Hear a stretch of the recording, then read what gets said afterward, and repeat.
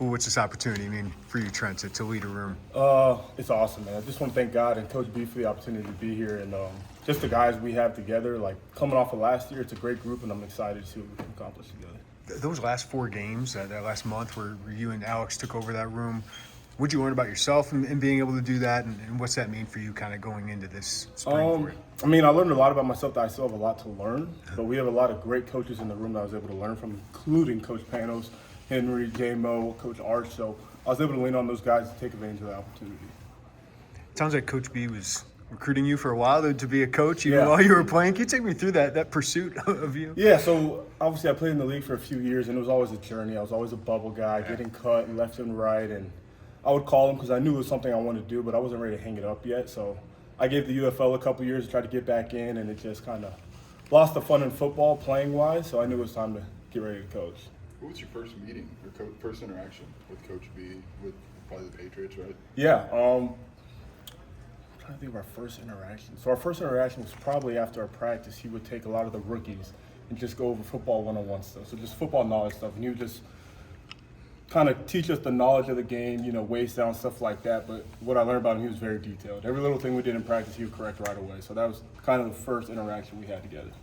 Did you think then, like, hey, maybe I'll be on his staff at some point? Like, was coaching even in your thoughts? In your career? It definitely wasn't my thoughts, but no, I had no idea. And that's kind of how life works. Not only that, I was with him in New England, but after I got cut by the Dolphins, he called me and gave me an opportunity for the Giants. And it's just kind of tenfold how it all works out together. What was it about? What stood out to you? I mean, you said about the detail, but what stood out to you about him as a coach, and how did that connection grow as you guys were with each other in 2 different organizations? I'd say with Coach B is I just learned that he cares about people. Like, he cares about who you are, and we spent a lot of time going over football stuff, but he was talking about life and just getting to know the person and know he wants the best for everybody that he's around, and that meant a lot to me. How did you grow? Like, how have you grown since you've been in this coaching field, whether it's finding your voice or learning the best way to kind of communicate with your guys? Well, yeah, what I've kind of learned is that every player is different, so you can't coach everyone the same, and everyone learns in a different way, whether it's walkthrough, whether it's visual. And, there's some guys that you can push, and it will excel them. There's some guys that you got to talk to alone. And just learning the different ways to coach different players is something I've learned. Did you try to model your approach after a former coach or anyone in your past? I think I try to model after a little bit of everybody. I think you can learn something from every coach that you've ever been around, good or bad. So I try to take the good that I think and try to implement that in my style along with Coach Panos. How are you and Alex trying to tag team this together? I mean, what's that partnership look like? Oh, it's awesome. Alex is awesome. I mean, we get along, and obviously I think the best thing about it is we're not the same person, so we see things differently, but we're able to take that to the chalkboard and figure out and come up with the best solution to coach our guys, and I think that's been awesome for us. Obviously, it's a big responsibility. It's a very talented, Yeah. senior-laden room. Just what do you think of that responsibility that Coach B's given that to you? I mean, I think me and Coach Panos, we both just try to live in the now, and that's to develop those players to the best they can be and go out there and win as a team. What do you think of that room? I mean, obviously Gabe back Yeah. is kind of a big deal. No, there's a lot of talented dudes in that room, but the biggest thing is that these guys are eager to learn. They're always in the building asking questions, and I think what's going to help is the competition. When we go out there and compete, they're trying to compete against each other, and that's only going to make us better as a unit. You've been at that next level. What's Gabe's next step? What can he improve, and what are you guys focused on improving with him? I think for Gabe, he just has to focus on the right now, and that's be here in this moment right now and just attack every day and get better at whatever he can. Kind of paraphrasing Bret a little bit, but he said you were a guy who made the most of your abilities, and maybe you weren't an all-pro. Yeah. Bubble guys, you said. How did that kind of help you learn maybe the more intricate details or the more? Yeah. So, I mean, I wasn't the fastest, wasn't the strongest, so I had to try to find the edge where I could. And whether that was knowing the play before it happened or being efficient with my footwork, you take one step this way, you're already behind. So I think that was a big deal, which was studying film, studying pass sets, and whatever edge I can get and being detailed with my fundamentals. How do you instill that with guys who maybe are faster than you or whatever? How do you try to keep those things? Well, I think it's just a bonus. If they're more athletic than me and I can teach them the details and the fundamentals that I learned, I think they have a chance to be successful. What's your experience like on the recruiting trail so far? And what's the feedback you're getting from the kids out there, and what are some things you like about it? So I haven't started yet. I haven't been on the trail yet, so I'm eager to see what that's like. What are you looking forward to about that? Oh, just getting on the road and meeting players, building relationships with high school coaches, and just connecting with the players and just trying to bring them here. It's going to be a new experience for you. Absolutely. But it will be fun, man. I love talking to people. I love young men. And that's part of the reason why I'm doing this. In college, I was around a lot of talented guys, but they just had the right mentor and the right guys behind them, they would have made it much farther in their careers. Style-wise, are you a yeller screamer type guy, or not that at all? Or tell me where you fit on that. I don't know if I could describe what I am right now. I'm in the moment, and whatever happens, kind of happens.